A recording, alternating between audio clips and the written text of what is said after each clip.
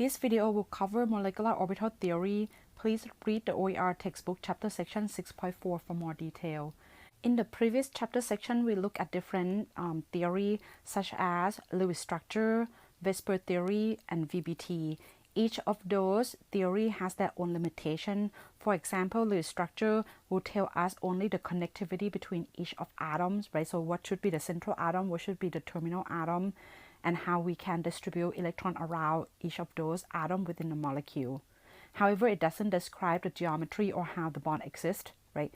Then we learn about the VSEPR theory. We use that theory to predict the shape of the molecule, right? So this one we will be able to tell about the geometry by looking at the electron group around the central atom and predict what should be the shape of the overall molecule and use that to help us determine polarity.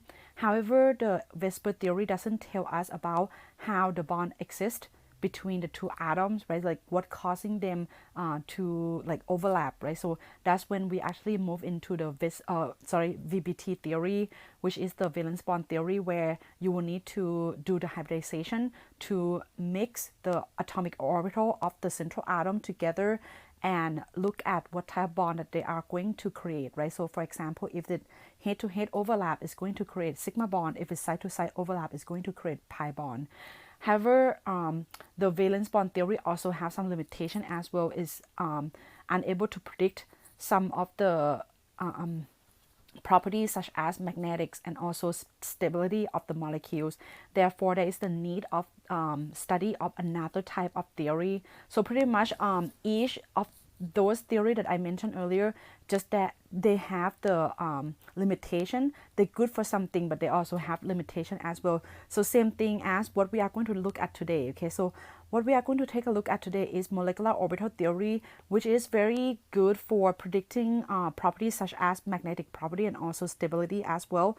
But of course, this theory will not be able to predict molecular geometry and also doesn't explain about the sigma bond and pi bond, right? So this would be the limitation of that. But all together, right, all of them together will help us to understand the existence of the molecule better and also their property as well. So pretty much the homework associated with this would be homework homework chapter 6.4. Okay, so which is going to be section 7, number 7 all the way to 12. What would you expect on the exam for this chapter section? So what you would expect on the exam would be similar to what you see on this homework right here. I'm probably going to ask you about the to draw the picture and things like that, which we are going to actually go over. Okay, so the exam for this chapter section would be similar to the homework. Okay, so the difference between the VBT and the MOT that we learned from the previous chapter section 6.3, this is 6.4, is that when we're looking at the valence bond theory, we look at one specific atom. For example, we looking at the central atom or just one specific atom within the molecule. And when we look at molecular orbital theory, this one we're actually going to look at as a whole molecule, okay, not just one specific atom, but we're looking at a whole molecule. So make sure that you know how to differentiate this, okay. And when we combine the atomic orbitals in the VBT theory, which is chapter 6.3, we're looking at the atomic orbital of just one atom. We use the atomic orbital of one atom to combine, right, to undergo hybridization as we learned earlier. But when we talk about the the result of this combination is going to result in hybrid orbitals that we learned earlier. For example, it's going to result in sp3, sp2, or sp, right? So or sp3d or sp3d2. Okay, so those are the combination of the atomic orbitals of just one single atom. Okay. However, when we talk about the molecular orbital theory, we're looking at the combination of the atomic orbitals of two or more atoms within the molecule. Okay, so in this case, again, so the difference is this is just looking at one atom, one specific atom. This one, you are going to looking at every atom in the molecule. Okay, so the result of the orbitals of this combination is called molecular orbitals or MOs. Okay, so again, VBT will result in hybrid orbital, MOT will result in molecular orbitals. Okay, so it's the orbital of the whole molecule, that's what it means. Okay, so pretty much the method that we are going to use to combine these is going to be using the linear combination of atomic orbital, which is going to be a combination of the wave, right? Because atomic orbital, we treat orbital as a wave function as well, right? Because electron behave as, you know, like wave and also particle, depend on how we set up the experiment to observe the behavior of electron, right? We learned about that earlier. So in this case, we're going to treat this as a wave function. So what we can do is that because we are going to do combination of the wave, so I'm going to look at two different things. Okay, so the first one is we're going to combine the wave with the opposite phase. What do I mean by that? Okay, so if I have a sine wave function like this, okay, so this is represent orbitals, right? Because orbitals is going to be the electron density, right? That's what we describe, is described as the wave function. If I add this with another wave that have the opposite phase, for example, if this is up, right? So it's a positive wave function right here, but this one is a negative wave function. This is positive. So if you add these two that contain the opposite phase, right?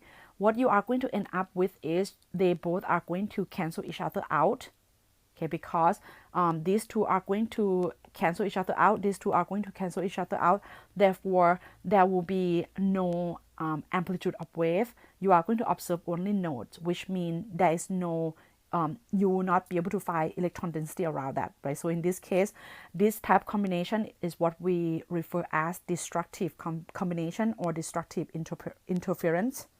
Okay.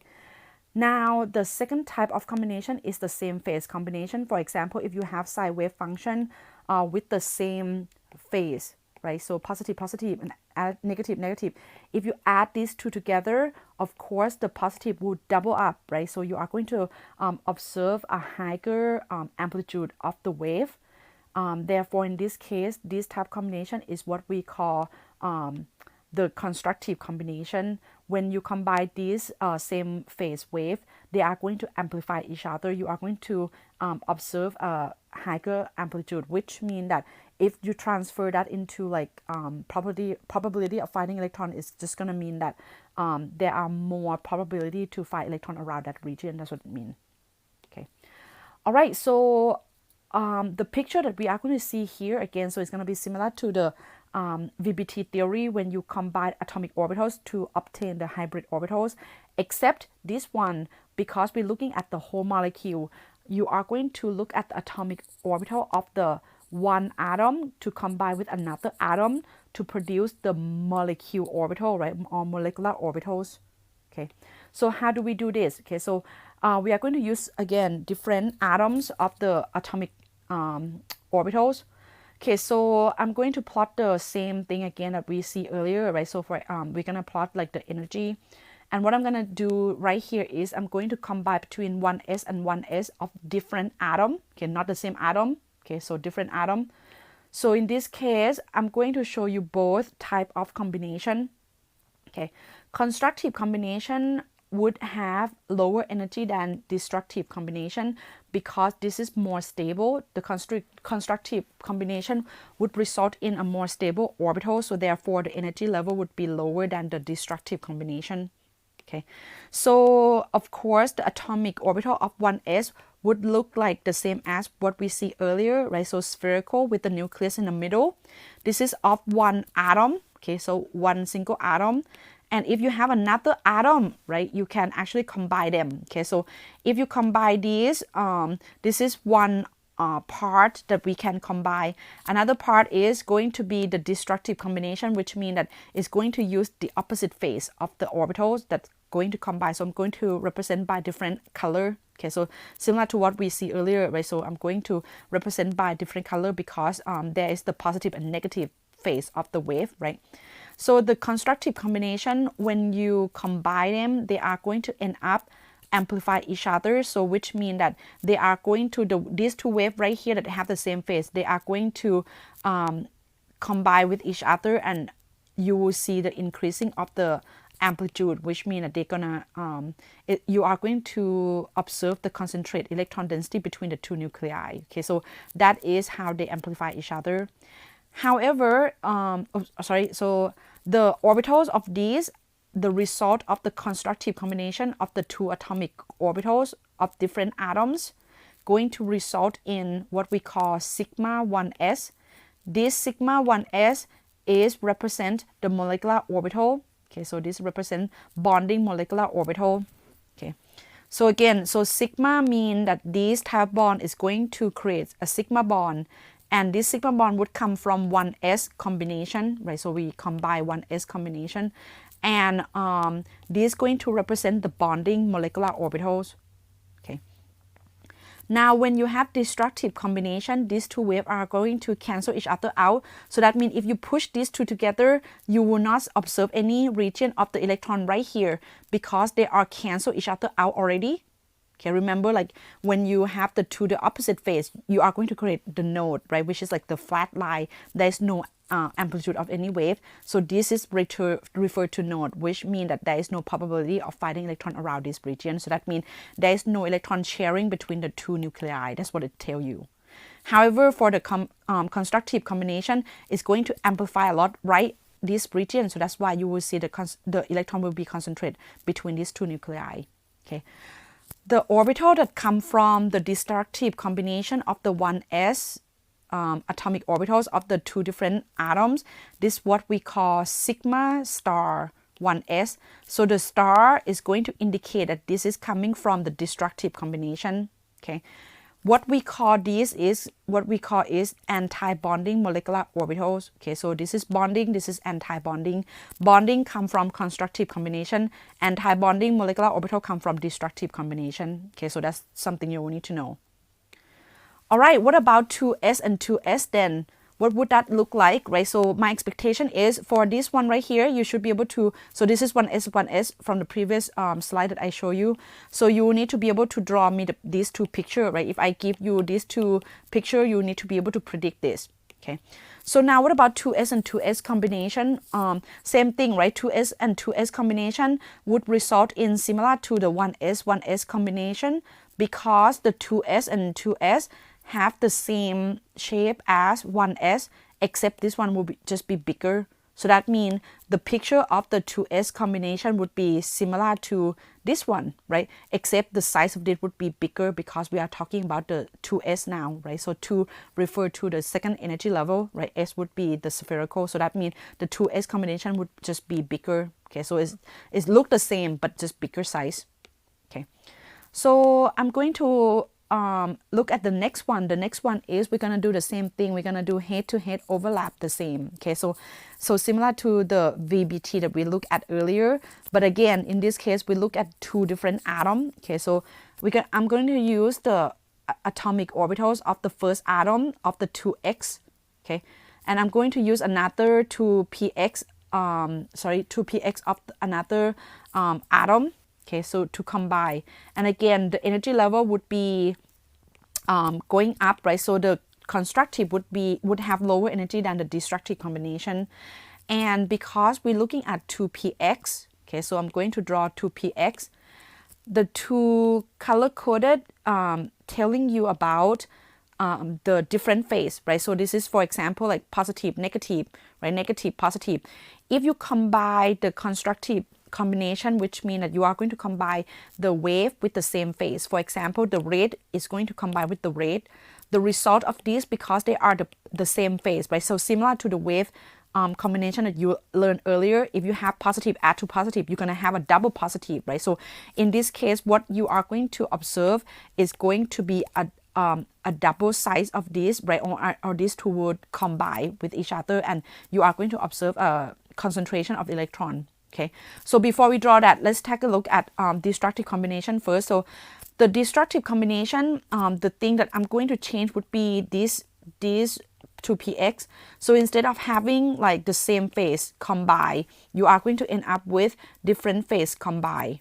Okay, so the same phase combination or constructive combination, you are going to end up with a bigger loop right here, right? So this is again tell you about the concentration of the electron that you can find here. The probability of finding electron around between the two nuclei would be the highest around this region because they amplify each other. Okay, the atomic orbital of these is going to be called, because we are using head-to-head overlap, therefore the name of this would be sigma, right? Sigma of what? It's going to be sigma 2p. Okay, so the name of this would be sigma 2px. Okay, this is also called bonding molecular orbitals. Okay, so sigma 2px is the bonding molecular orbitals. Destructive combination, on the other hand, because these two are going to cancel each other out, therefore the result of this is going to contain a node, which means the region that you will not find any probability of finding electron, right? There is no electron around this, and the picture would look like this, right? Because these two, they cancel each other out. Okay, so you're gonna end up with no probability of finding electron between the two nuclei. These molecular orbitals right here is called anti-molecular orbital, okay, or sigma star 2px. Okay, so again, the star represent the destructive combination. The anti-bonding is also referred to the destructive combination as well. Okay, so again, my expectation for you here is that if I ask you to draw the diagram of the constructive combination between the 2x and 2x head-to-head overlap, you will need to be able to give me this picture. Same thing for this one as well, right? So my expectation is for you to be able to draw me the picture. Okay, so the next one is side-to-side overlap of the 2p. Okay, because 2p have can orient along 3 axes, right? So x, y, and z. So we already see the combination between 2px and 2px. The next thing we're going to look at is 2py and 2py. Okay, and I'm going to look at the same thing, which is we're going to look at the energy diagram, and I'm going to start with both constructive combination and also destructive combination as well. The constructive combination, again, we are going to combine the two waves of the orbitals to have to be the same phase. Okay, so I'm going to represent them with the same color. The destructive combination, on the other hand, it would be the opposite, right? So you are going to combine red and blue, blue and red, and these eventually going to cancel each other out. Okay, so this one is going to combine. So the result of this combination, since these two are going to combine, they're going to merge together. So the result would be the probability of finding electron would be outside of the nucleus plane, right? Because you kind of combine this and you combine this together. So this is going to be, so the nucleus would be between those two. Okay, so side-to-side overlap would result in pi bond, right? So therefore, in this case, this orbital right here is going to form a pi 2py, okay, on what we call bonding molecular orbital. Okay, so the type bond is called pi 2py. Now between these two, okay, so same thing, because they are going to cancel each other out, you are going to end up with the node, and they are going to kind of like push each other away, right? So they're gonna cancel each other out. So therefore, you're gonna have, it look like a butterfly picture right here, right? So this is going to be pi star 2py, or anti-bonding molecular orbitals. Again, my expectation here would be the same. You will need to be able to draw me the picture of the constructive combination and destructive combination of the side-to-side overlap of the 2py, okay, and what would be the result of the orbitals. Okay, the last one is 2pz. Okay, so 2pz, if you draw 2pz, you will see that it's just oriented along the z-axis, right? So the picture of the constructive combination would have the same color, indicate the same phase. And the picture of the destructive combination would represent the opposite color to indicate that it's opposite phase. The result of combination of the side-to-side overlap for the constructive combination would look like this, right? Because you just merge that. So it's kind of look like 2px, but it's just on a different plane, okay? Because you are doing side-to-side overlap, therefore the bond that is going to be created is going to be called pi bond, right? So it's going to be pi 2pz. And this bond, because it's going to result in molecular orbitals, so we are calling these bonding molecular orbitals. Okay, so similar to 2py that we see earlier. So same thing for destructive combination, right? You are going to end up creating the node that that these two are cancel each other out, right? So it's going to look like combination of the 2py, but on the different plane. Okay, so this one is called pi star 2pz, right? Anti-bonding molecular orbitals. So the expectation for the MO theory is for you to be able to tell me the difference between the constructive combination versus destructive combination.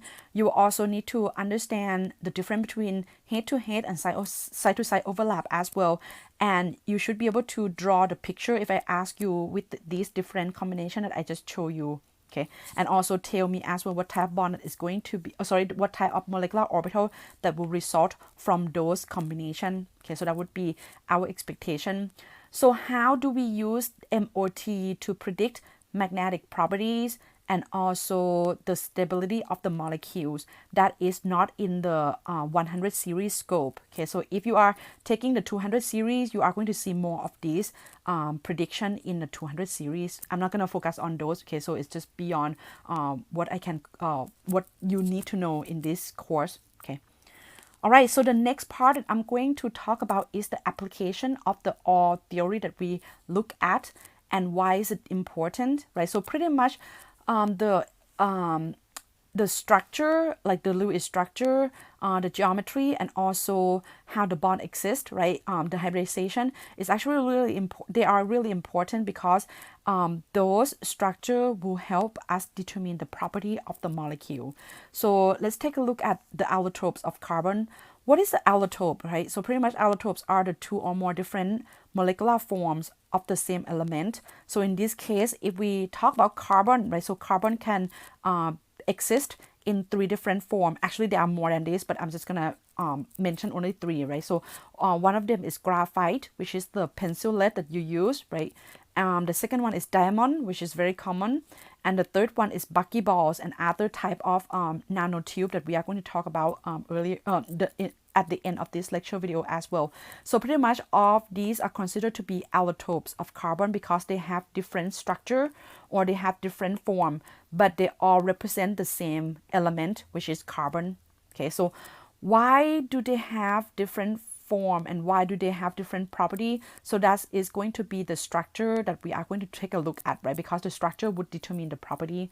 But before we do that, okay, so I would like to tie this back into the simplest structure first, because we are going to talk about carbon. Okay, so I'm going to off this carbon in the structure. So I'm going to talk about the structure of benzene that contain carbon and hydrogen. And we are going to use this understanding that to help us later to understand the structure of graphite, which is part of the pencil lead, right? And also we're gonna look at the buckyball as well. Okay, so pretty much we're gonna first draw a little structure of benzene ring, right? So it's C6H6. So note that the benzene ring is the ring structure. Okay, so we are going to have to connect them all together like this, right? So we have 6 carbon, and each of those carbon will connect to hydrogen. And of course, we are missing electron right now. So that means if you count the number of valence electron, you will see that each of those carbon would require the double bond, right? So the alternate double bond. So this is the structure of benzene ring. Okay.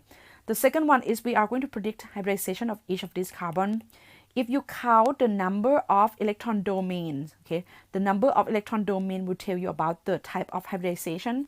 So we're looking at this carbon and count the number of electron domain. I would have 1, 2, 3, right? Because double bond will count as 1 electron domain because they are sharing the same region of the electron. So in this case, because we have 3 electron domains, it's trigonal planar. Therefore, the hybridization would be sp2, right? So the hybridization of this would be sp2. If you do the same thing, okay, for this carbon, right, 1, 2, 3, you will see that that carbon also have sp2 hybridization as well, right? If you continue doing all of these carbon, you will see that all of these would exhibit sp2 hybridization. Okay, so you can also draw the resonance structure for this molecule as well, because if you're looking at it, right, what is the resonance structure? Resonance structure is the structure in which the order of the atom are the same, but the different in the location of electron are different, right? So in this case, it's the location of the double bond that are different. So that means these two are referred as resonance structure. And because these two are equally important too, so that means we can also represent these as hybrid resonance structure, right? Because hybrid resonance structure present only in the resonance structures that are equally important. So again, so to answer these, those carbon are sp2, right? Even if within this resonance structure, each of those carbon would have sp2 hybridization as well. Okay, so the next thing we are going to take a look at is we are going to use this hybridization that we just predict from the valence bond theory. Okay, we are going to draw the diagram that we learned earlier. Okay, so this is part of the valence bond theory, which is 6.3. Okay, so I already determined that the carbon, each of these carbon, they all are sp2. Therefore, in this case, I'm going to choose that, right? So I'm going to somehow making the sp2 hybridization for carbon. We're gonna look at one carbon at a time, right? So just one atom of carbon. So we're gonna choose, like, let's select that one. Doesn't matter which one you choose because they all have sp2 hybridization. So I'm just gonna use that one.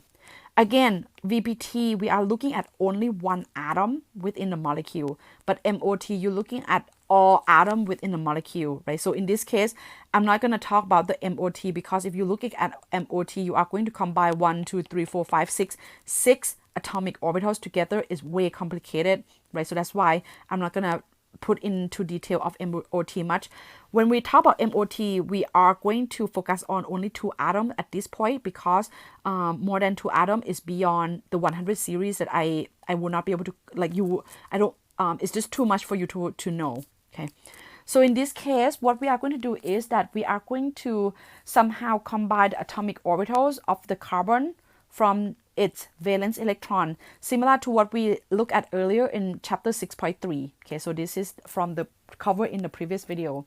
So if you look up the electron configuration of carbon, okay, carbon would contain, carbon would contain, yeah, helium, right, and then 2s2 and then 2p2. Okay, so that means in this case, we are going to look at only the valence electron. So we're going to use only these atomic orbitals of the valence electron to help us to do the hybridization. Okay, so in this case, if you do that, I'm going to start with 2s2 and 2p2, right? So we have 2 electron in the 2s and 2 electron in the 2p.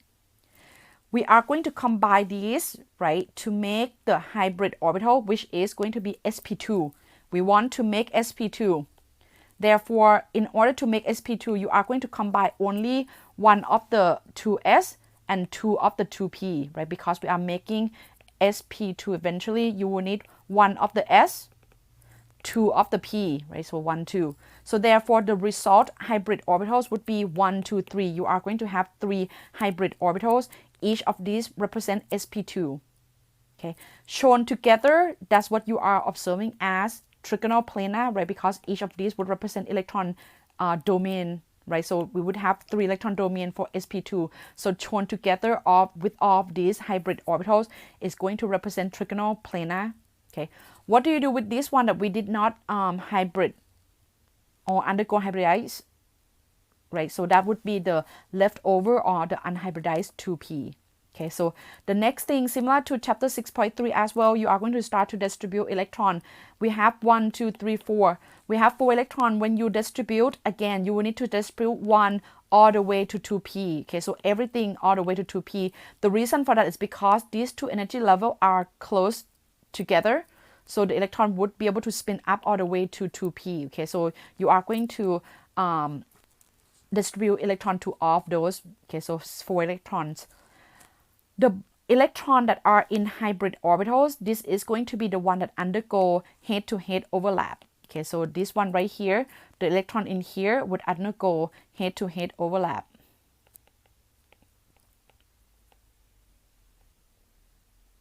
Okay, the electron in the unhybridized orbitals, okay, which is the 2p, this is always going to undergo side-to-side overlap. Okay, so pretty much head-to-head overlap is going to always creating the sigma bond, right? And then side-to-side overlap would always create pi bond. So in this case, we can assign that all of this would be sigma bond, that would be pi bond. Therefore, this carbon, each carbon that we consider within the benzene structure, you are going to observe 3 sigma bond and 1 pi bond for each carbon. Okay, so if you go back here, right, it's represent that, right? So this carbon right here is going to, so this carbon contain 1, 2, 3, 3 sigma bond and 1 pi bond, right? Because double bond contain 1 sigma and 1 pi. Okay, so that is going to represent what we draw here.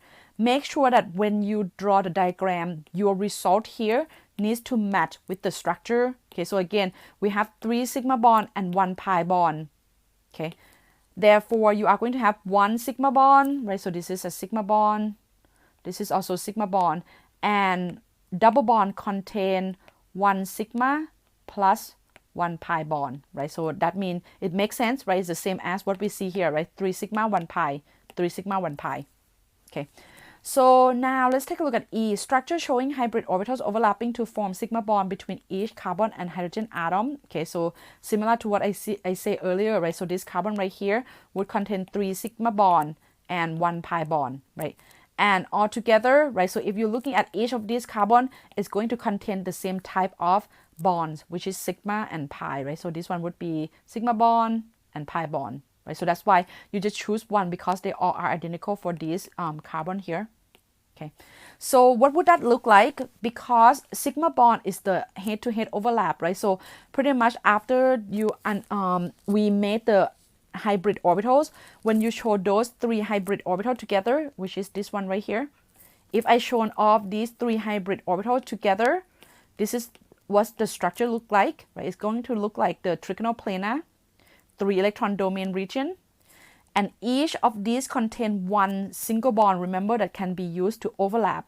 So that means it can overlap to another carbon that also contain sp2 hybridization as well, and this carbon can use this 1 electron to overlap with another carbon that also contain sp2 hybridization as well, right? And so on, right? So that means if you're looking at this, that would what we see, right, as the ring structure that we represent here, right? Because each of those represent sigma bond that present in carbon, which carbon has sp2 hybridization.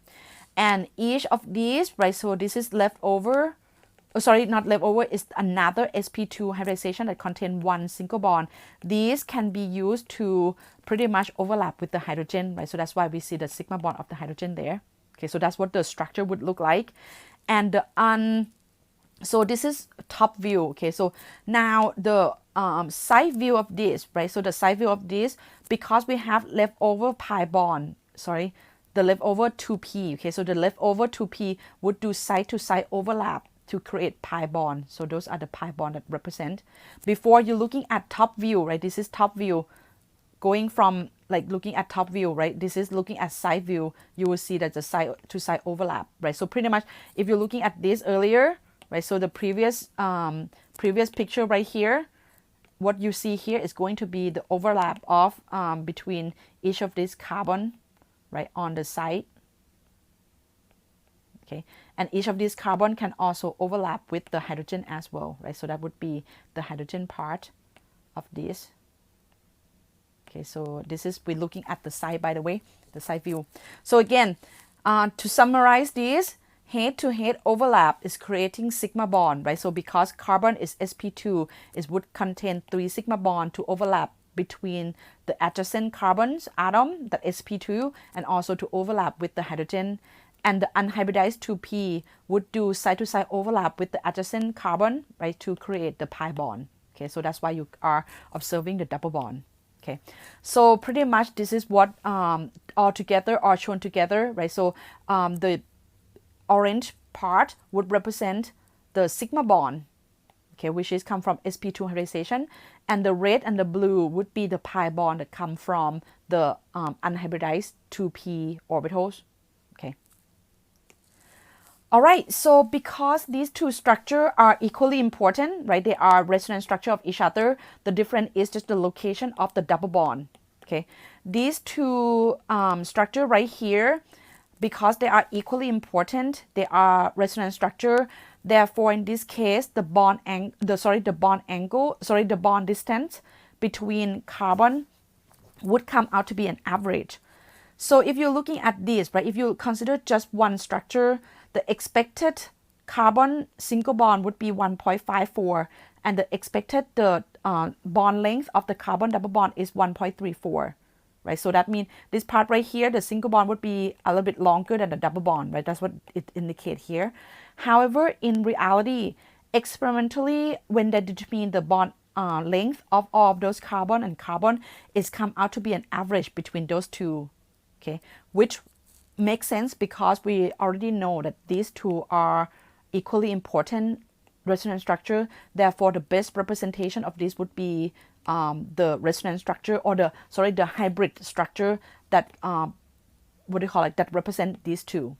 Okay, so the hybrid structure of these is going to represent as the electron delocalization, okay, which means that the electron can move around, right? So it can move around the ring. Okay, so it's moved from here to here and move from here to here, right? So that's why you are seeing as the average electron density around those, right? So that's referred to. So in this case, is this electron delocalization, it just means the electron can move around. Okay, so within this benzene ring, electron can move around, okay, because the resonance structure of the two benzene ring are equally important, right? So that's why we can get the average picture of this, and it's indicate that the electron can move around. All right, now we are going to use the structure of the benzene ring that we looked at earlier to help us understand the allotrope of carbon better. Okay, so pretty much if you're looking at the graphite, the reason why I mentioned the benzene ring earlier, because the structure of the graphite is contained 6-membered ring of carbon, right? So with the alternate the double bond between each of those carbons, similar to the benzene ring, except the benzene ring is just one, the benzene is just one what do you call, like one 6-membered ring, right? This one is just the area of a whole bunch of like carbon 6-membered ring that connect to each other. And of course, these two, if you're looking at each other, these two are resonance structure of each other as well, right? Because they have the same connectivity of atom, but just different location of the double bond, right? So the double bond will rotate around here. Okay, so again, because we already determined this, each of those carbon would contain sp2 hybridization, okay, and the unhybridized 2p would be able to do the side-to-side overlap to create pi bond, which is going to be part of the double bond, right? So that means if you're looking at these are, each of these are sp2, right? And because this pi bond can move around, right, because they can move, the electron can move around, we know that the electron in the pi bond can delocalize for this example. So that means electron in the graphite can be able, they will be able to move freely, okay, within each of those sheets of the graphite, okay. So this moving of the electron is what allow graphite to be able to conduct electricity. So we're going to talk about that, okay. So the graphene sheet or the graphite sheet here, they are stacked on top of each other. So pretty much this is one sheet, right? It's represented by that, okay. So each of these are going to stack with each other with the what do you call, like a weaker force, but the force that hold each of these sheets together with those carbon, this is going to be the covalent bond that we talked about earlier, right? You have non-metal that combine, they are making covalent bond, okay. So therefore they are going to so they are hold within each other very strongly, okay.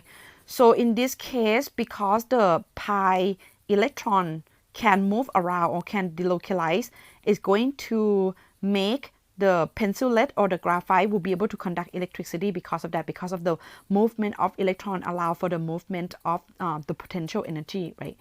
However, the weak intermolecular forces that hold between each of these sheets together, intermolecular force mean is the force between molecule, right? So this is look like this is one sheet, is one part of the molecule, right? This is another part. So the force that hold these two together, this is what we call intermolecular forces, is a lot weaker than the covalent bond. However, these weak intermolecular forces allow them to be able to hold to each other in, you know, like a solid form like this. And because the force is weak, therefore you can actually pretty much overcome those force by, you know, like if you press down on it, right? So for example, if you use pencil lead, when you like write on a piece of paper, the mechanical pressure or mechanical force from your hand that press on the pencil lead, it would be strong enough to break this force that allow the graphene sheet to be slide off each other and leave the trace of that black residue, which is this graphene sheet right here on the paper, right? So that means in this case, this weak internal forces will responsible for the fact that graphite are slippery, right? They have a lubricating properties, and also they are soft material because of that. However, if you're looking at diamond, okay, so the structure of diamond would contain the sp3 hybridization.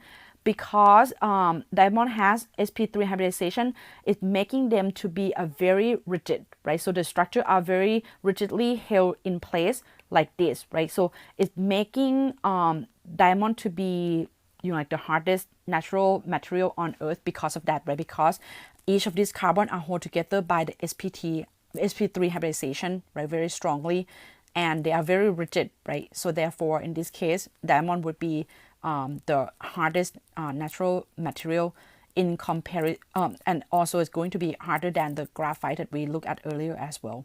Okay, and because they hold together by a strong covalent bond, therefore, in this case, just the melting point has not been measured for this one. Okay, so the melting point for the graphite is actually a little bit is high, but it's also lower than the diamond.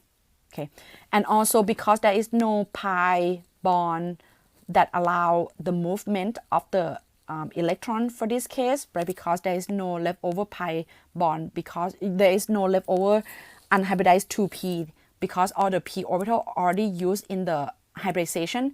Therefore, in this case, we will not have the delocalized pi electron that is moving around. Therefore, diamond would not be able to conduct electricity. I'm not going to cover the buckyball in this lecture, but just note that the structure of the buckyballs is similar to the graphite. In fact, that they have sp2 hybridization. Therefore, the property of the buckyball would be similar to the graphite, that they can conduct electricity and they are soft. They can be good. They have the good lubricating property as well. Okay, so that same thing for other nanotube as well, right? Because they are going to exhibit this sp2 hybridization. So the MOT, my expectation is for you to understand this part, right? And then the application would be the allotrope of carbon, right? The two different properties that you are going to see on the paper homework, right? So what is different between graphite versus diamond? You need to be able to tell me that. Okay, so you should be able to complete this chapter 6.4 paper homework number 7 to 12 now.